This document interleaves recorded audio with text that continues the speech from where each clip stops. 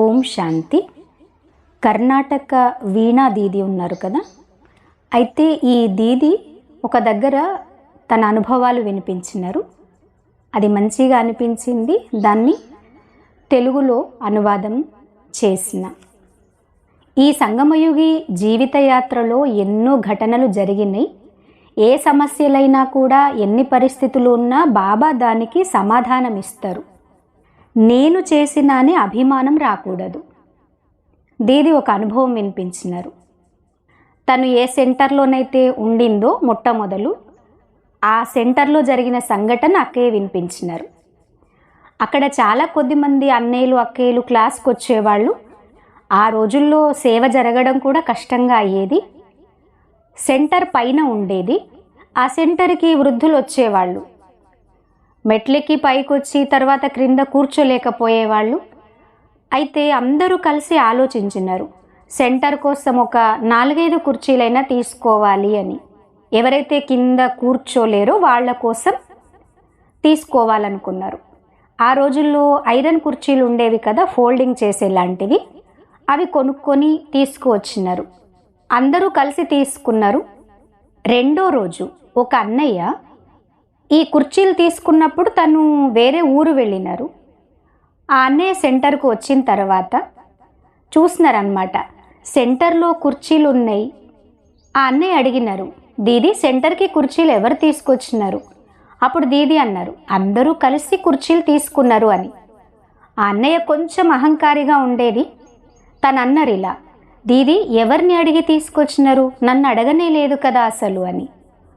అంటే దీది అన్నారు, మీరు లేరు కదా ఆ టైంలో, ఎవరుండినారో వారందరూ కలిసి మాట్లాడుకొని నాతో అడిగి సలహా తీసుకొని నేను సరే అన్న తర్వాతే కుర్చీలు తీసుకొచ్చినారని చెప్పిన. అందరూ ఒక్కో కుర్చీ తీసుకొచ్చినారు అని ఇలా నేను చెప్తూ ఉన్న అన్నయ్యకి. ఆ అన్నయ్య, అలా ఎలా జరుగుతుంది? నేను లేకుండా సెంటర్ అసలు ఎట్లా నడుస్తుంది? నన్ను అడగకుండా ఎలా తీసుకొచ్చినారు? ఇలాంటి మాటలు మాట్లాడుతూ ఉంటే అప్పుడు దీది అన్నారు, ఇల్లు బాబాది, పిల్లలు బాబా పిల్లలు, సేవ బాబాది. నేను నిమిత్తం ఇక్కడ కూర్చొని ఉన్నా, నన్ను అడిగే తీసుకొచ్చినారు కదా, మిమ్మల్ని ఎందుకు అడుగుతారు? ఈ మాటతో తను చాలా నారాజై, సరే బాబా ఇల్లు బాబానే నడిపించని, ఈ రోజు నుండి నేను సేవ చేయను, సెంటర్కి కూడా రాను అని అంటే దీది సరే నీ ఇష్టం అన్నారు. ఆ తర్వాత నుండి ఆ అన్నయ్య క్లాస్కి రాలేదు. ఇక అలా 1, 2, 3 రోజులు క్లాస్కు రావడం లేదు. ఇంకా క్లాస్కి వచ్చే అన్నయ్యలు అక్కయ్యలు అడుగుతూ ఉన్నారు, ఈ అన్నయ్య ఎందుకు రావడం లేదని. అప్పుడు నేను ఏది జరిగిందో అది చెప్పినాను. అప్పుడు అందరూ, దీది మీరెంత పని చేసినారు, అలా మాట్లాడకపోయేది ఉండే కదా, మీరు ఒకసారి వాళ్ళ ఇంటికి వెళ్ళి క్షమాపణ చెప్పండి. మీరు వయసులో కూడా చిన్నవాళ్ళు, తను వయసులో పెద్దవాళ్ళు కదా, క్షమాపణ చెప్పండి అని అంటే దీది అన్నారు, నేనేం తప్పు చేయలేదు, క్షమాపణ ఎందుకు అడగాలి? తను అహంకారంతో మాట్లాడినారు కదా, నాతోనే ఈ సెంటర్ నడుస్తుంది అని. నేనన్నాను, కాదు సెంటర్ నడిపించేది బాబా. అవునా కదా, నిజం చెప్పండి. అక్కేలను ఎవరు సంభాలిస్తున్నారు? బాబా సంభాలిస్తున్నారా, మీరు సంభాలిస్తున్నారా? సేవ ఎవరి కోసం చేస్తారు?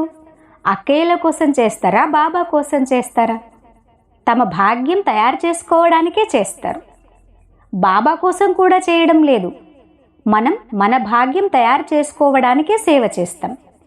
ఇక తర్వాత చూడండి బాబా చమత్కారం ఎలా ఉండిందంటే, ఆ అన్నయ్య క్లాస్కు రాలేదు, 8 రోజులయ్యింది. గురువారం రోజు అది బాబాకు భోగు పెట్టిన అప్పుడు ఆ అన్నయ్య వాళ్ళ పత్ని అసలు ఎప్పుడూ సెంటర్కు రాలేదు. ఆ రోజు పరిగెత్తుకొని బాబా ఇంటికి వచ్చింది, ఏడుస్తూ, దీది 8 రోజులయ్యింది, అన్నయ్యకు జ్వరం వస్తుంది, 103, 104 ఉంటుంది, ఎన్ని మందులు వేసుకున్నా తగ్గడం లేదు, జ్వరంలో కలవరిస్తున్నాడు, దీది క్షమించండి, దీది క్షమించండి అని. అసలు ఏమైందో నాకు తెలియదు, అలా ఎందుకు కలవరిస్తున్నాడు? ఏ మందులు ప్రభావం చూపించడం లేదు. అందుకోసం ఒకసారి మా ఇంటికి రండి కదా, క్షమించండి అన్నయ్యను, వారి జ్వరమైనా తగ్గిపోతుంది అని వాళ్ళ ఆవిడ చెప్తుంది. అప్పుడు దీది అన్నారు, నేను అసలు శాపమే ఇవ్వలేదు కదా, తనతో గట్టిగా కూడా మాట్లాడలేదు. సరే అయినా మన పరివారం కదా అని నేను ఆలోచించి క్లాస్ నుండి అన్నయ్యలు అక్కయ్యలు 4-5 కలిసి ఇంటికెళ్ళినాం. బాబా మురళి వినిపించినాం, టోలీ ఇచ్చినాం. అన్నయ్య, పరివారంలో విషయాలు ఎన్నో వస్తాయి పోతాయి, దాన్ని పట్టుకొని కూర్చోకూడదు. ఒకవేళ నీకు అలా తప్పు అనిపిస్తే బాబాతో క్షమాపణ అడగండి. ఇక ముందు మిమ్మల్ని మీరు సంభాళించుకోవాలి. అన్నీ వాటంతట అవే సర్దుకుపోతాయని చెప్పి వాపస్ సెంటర్కి వచ్చినాం. నిజం నమ్మండి, ఇది మేము వెళ్ళి వచ్చిన గంటలోనే అన్నయ్యకు జ్వరం తగ్గిపోయింది. ఇది కల్పితం కాదు, వాస్తవ ఘటన. అప్పుడు నాది వయసు కూడా చాలా చిన్నది. ఆ రోజుల్లో నా వయసు 18 సంవత్సరాలు. నాకు ఏ అనుభవము లేదు ఆ సమయంలో. కానీ చమత్కారం ఎవరిది? బాబాది కదా. అందుకోసం మనందరం గుర్తుపెట్టుకోవాలి. కేవలం మీరు కాదు, మేము కూడా గుర్తుపెట్టుకునే విషయం. చూడండి, మేము మీ సేవ చేస్తున్నాం. ఎవరి కోసం చేస్తున్నాం? భాగ్యం తయారవుతుందని స్వయం కోసమే చేస్తున్నాం. మీరందరూ కూడా తనువు, మనసు, ధనంతో సేవ చేస్తారు. దేనికోసం? మీ భాగ్యం తయారు చేసుకోవడానికి. అనుకోండి, బ్యాంకులో డబ్బులు పెడతాం. అప్పుడు బ్యాంకు వాళ్ళకి ఇన్ని డబ్బులు ఇచ్చినామంటే ఏమంటారు బ్యాంకు వాళ్ళు? బ్యాంకు వాళ్ళకి ఇచ్చినారా, అవి తమ ఖాతాలో పెట్టుకున్నారా? తమ ఖాతాలోనే పెట్టుకుంటారు కదా.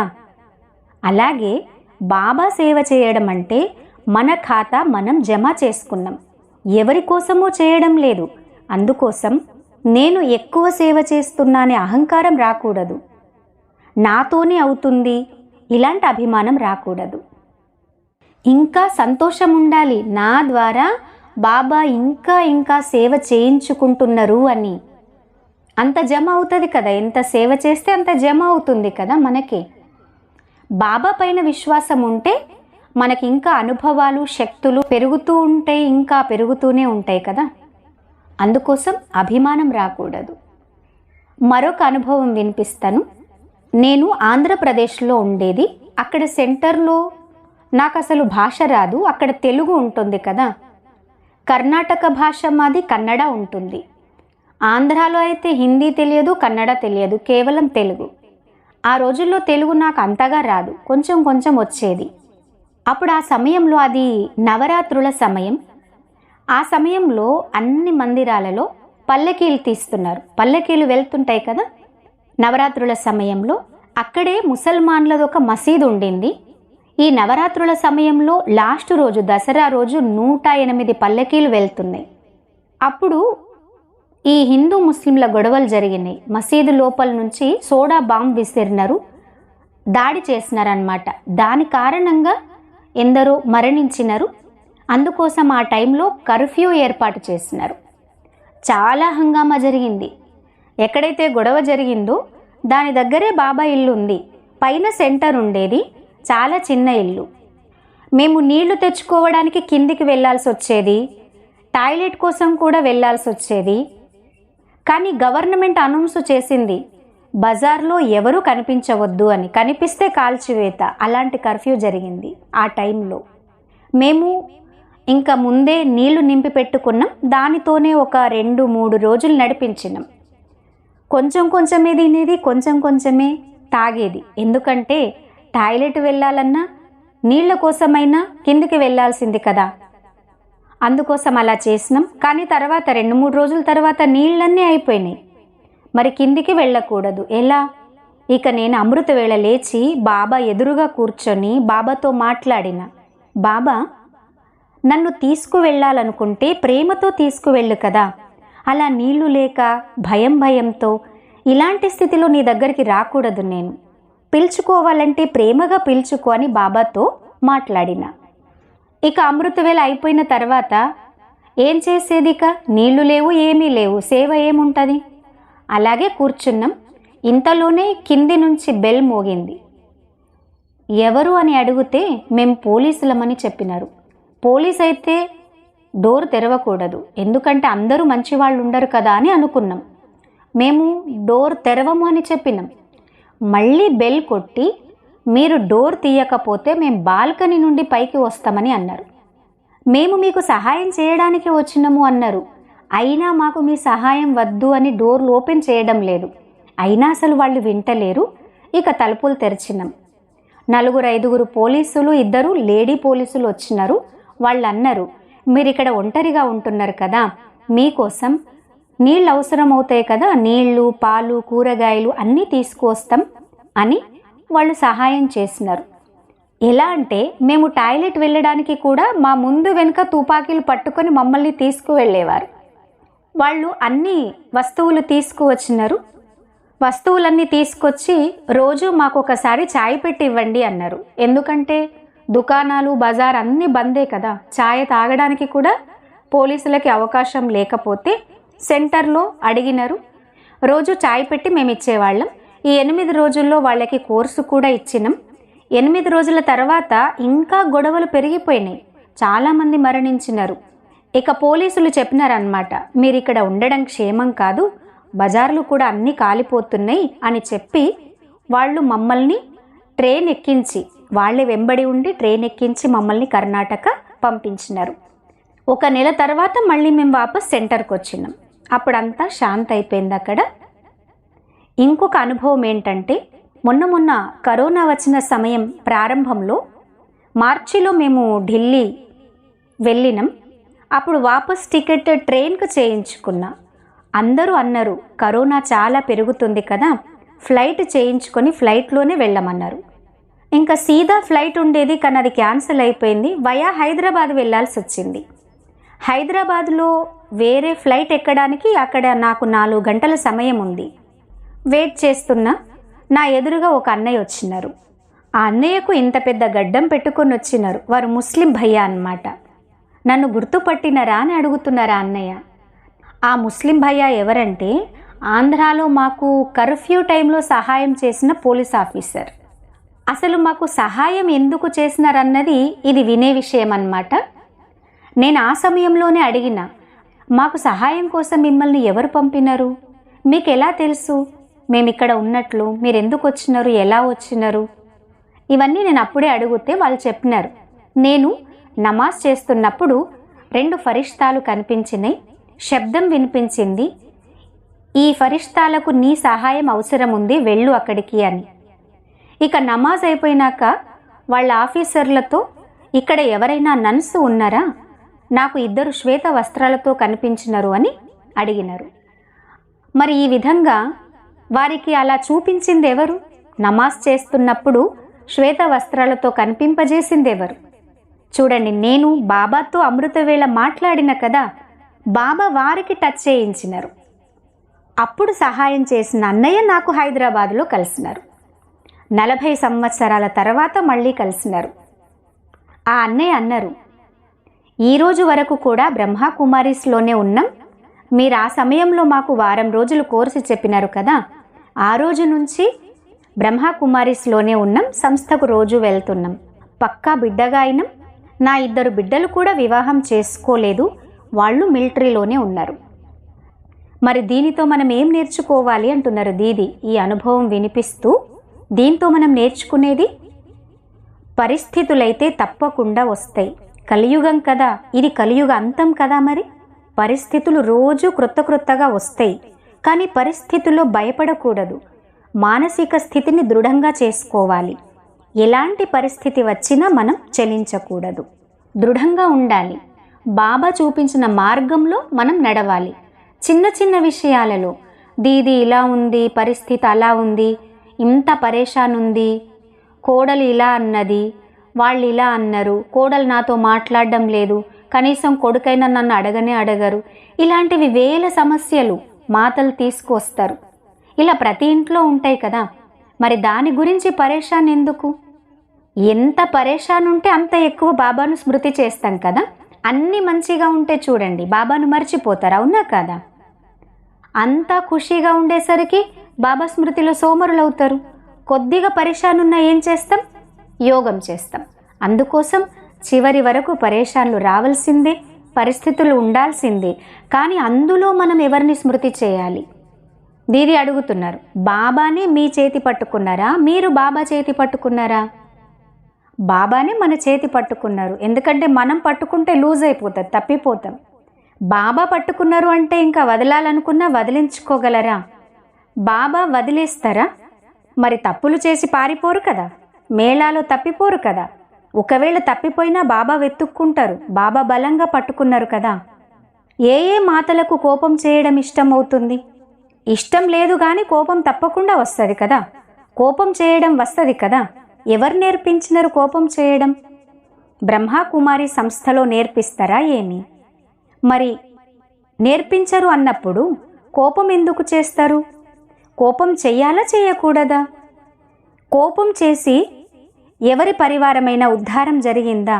ఎవరికైనా పుణ్యం జమ అయిందా? మరి కోపం చేస్తే అలాంటప్పుడు కోపం ఎందుకు చేస్తారు? మరి రెండు రకాలుగా ఉంటుంది. కోపం చేసినట్టు చూపించడం వేరు విషయం. ఎలా అయితే పిల్లలకు కళ్ళు చూపిస్తారు చూడండి, కళ్ళు పెద్దగా చేసి చూస్తారు. అది పిల్లల్ని కోపం చేయడం కాదు, కేవలం భయపెడతారు. లోపల నుంచి కోపం ఉండదు. కోపం చేసినట్టు నటించడం వేరు విషయం, లోపల నుంచి కోపం చేయడం వేరు విషయం. అలా లోపలి నుంచి కోపం చేయడం, గట్టిగా అరవటం ఇలాంటివి చేయకూడదు. ఎలాగైతే లక్ష్మణ రేఖ గురించి చెప్తారు కదా, లక్ష్మణ రేఖ దాటకూడదు. అలా మనం కూడా లక్ష్మణ రేఖ లోపలే ఉండాలి. 3 రేఖల గురించి, ఆ 3 రేఖలేంటివి? ఎప్పుడూ పరచింతన చేయకూడదు, వ్యర్థ చింతన చేయకూడదు, పరనింద చేయకూడదు. ఎప్పుడూ అశుభ చింతన, వ్యర్థ చింతన, పరచింతన చేయకూడదు. దానికి బదులు ఏం చేయాలి? స్వచింతన చేయాలి, శుభచింతన చేయాలి, ప్రభు చింతన చేయాలి. ఈ రేఖలో ఉన్నప్పుడు ఎప్పుడూ కోపం రాదు. ఎంత కోపం తగ్గితే అన్ని బీమారీలు తగ్గిపోతాయి, పరేషాన్లు తగ్గిపోతాయి. ఎంత మనం ఖుషీగా ఉంటే అంత లోపలి నుంచి చాలా సుఖంగా జీవించగలుగుతాం. క్రోధం గురించి చెప్తాం కదా, ఎవరికైతే కోపం ఉంటుందో, ఎవరైతే కోపం చేస్తారో వాళ్ళ ఇంట్లో నీళ్ల కుండ కూడా ఎండిపోతుంది అని. కోపం గురించి ఒక విషయం చెప్తాను. జ్ఞానంలో రాకముందు ఇంట్లో ఉన్న సమయంలో మా లౌకిక పితాజీ ఆరోగ్యం మంచిగా లేకుండేది. దానికోసం ఇంట్లో పూజ పెట్టుకున్నాం. విష్ణు సహస్రనామం యొక్క పూజ. విష్ణువు యొక్క శాలిగ్రామ్ పెట్టి దానిపై తులసి పెడతారు. 1000 నామాలతో 1000 తులసి దళాలు దానిపైన పెడుతూ ఉంటారు. అలా 16 రోజులు చేస్తారు. లాస్ట్ రోజు వరకు 16,000 తులసి దళాలు అవుతాయి ఆ శాలిగ్రామ్ పైన. ఇక చివరి రోజు గీత చదువుతారు పండితులు. 2 పండితులు పూజ చేస్తున్నారు. మేమందరం పూజల్లో ఉన్నాం. దాదాపు 150 మంది వచ్చినారు. పండితులు గీత వినిపిస్తున్నారు. గీతాలో 2వ అధ్యాయంలో 2 శ్లోకాలు ఉంటాయి, క్రోధానికి సంబంధించినవి. ఎవరైతే విషయ వికారాల గురించి చింతన చేస్తారో వారికి అలాంటి సాంగత్యమే లభిస్తుంది. సాంగత్యంతో కామ వికారం పెరుగుతుంది, కామంతో క్రోధ వికారం వస్తుంది, క్రోధం వెనుక మోహం వస్తుంది, మోహం స్మృతిని నాశనం చేస్తుంది, స్మృతి నాశనమవుతే బుద్ధి నశిస్తుంది, బుద్ధి నశిస్తే సర్వనాశనం అవుతుంది అని. చెడు సాంగత్యంలో కామక్రోధ వికారాలు వస్తాయి, దానితో సర్వనాశనం అవుతుంది. చాలా మంచి రీతిలో పండితులు ఆ శ్లోకాలు చదివి దాని యొక్క వర్ణన చేసి చెప్తూ ఉన్నారు. పండితుడు ఇంకా ముందు విషయాలు కూడా చెప్తూనే ఉన్నారు, మేము వింటున్నాం. ఇంతలో ఏమైందంటే, అందరం కూర్చొని ఉన్నాం కదా, పరివారం వాళ్ళంతా కూర్చున్నప్పుడు చిన్న చిన్న పిల్లలు కూడా ఉంటారు అందులో. అచానక్ మా బాబాయి చిన్న కొడుకు 2.5 సంవత్సరాలు ఉంటాడు బాబు, లేచి పరిగెత్తుకొని పండితుడి దగ్గరికి వెళ్ళేసరికి జారి పడ్డాడు. అక్కడ కింద పడ్డాడు. పండితులు మడి కట్టుకొని ఉంటారు కదా, ఆ బాబు తగలగానే ఎంత అశుద్ధి అనిపించి చాలా కోపం వచ్చింది పండితుడికి. పండితుడు అక్కడ దేవుడి దగ్గర గంట ఉంటుంది కదా, గంట తీసుకొని పిల్లవాడిని కొడితే తలకు రక్తం వచ్చింది. 5 నిమిషాల ముందు పండితుడు ఏం చెప్పినారు? క్రోధంతో సర్వనాశనం అవుతుందని. 5 నిమిషాల తర్వాత ఏమైంది చూడండి. ఆ రోజుల్లో నా మనసులో ప్రశ్న ఉత్పన్నమైంది. గీతాలో విషయాలు చాలా బాగున్నాయి, కానీ జీవితంలో ఎందుకు ఆచరణలోకి రావడం లేదు? అసలు కారణం ఏంటి? ఎందుకంటే వినిపించేవారికి ఎంత దేహాభిమానం ఉంటుంది, ఏం వినిపిస్తున్నారో వారికే తెలుస్తలేదు ఏం చెప్తున్నాం ఏం చేస్తున్నామని. అందుకోసం వినేవాళ్ళకి కూడా తెలియదు.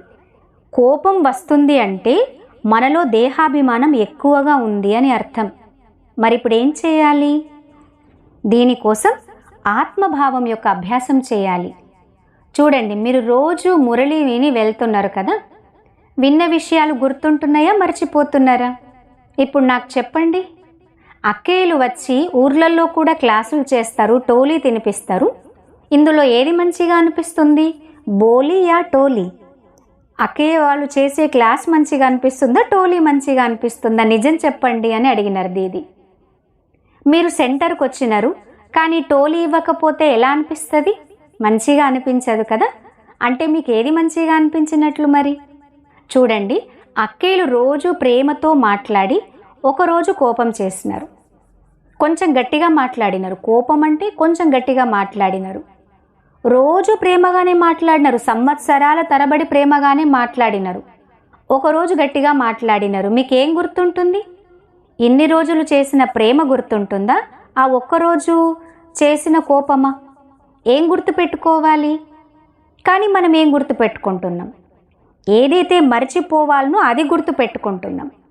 ఎన్నిసార్లు టోలీ తినిపించి ఉంటారు, టోలీ ఇంటికి కూడా పంపించి ఉంటారు, ప్రేమగా మాట్లాడి ఉంటారు. అయినా ఆ ఒక్కరోజు గట్టిగా మాట్లాడితే అదే గుర్తుంటుంది కదా. ఏం గుర్తుంటుంది? అదే కదా. మరి లోపం ఎవరిది? మనదే కదా. అందుకోసం తప్పుడు విషయాలు పట్టుకునే అలవాటును వదిలిపెట్టాలి అన్నారు దీది. ఈ విధంగా వీణా దీది ఒక సెంటర్లో ఈ అనుభవాలు వినిపించినారన్నమాట. ఒక అనుభవంలో ఏం తెలుసుకున్నాం?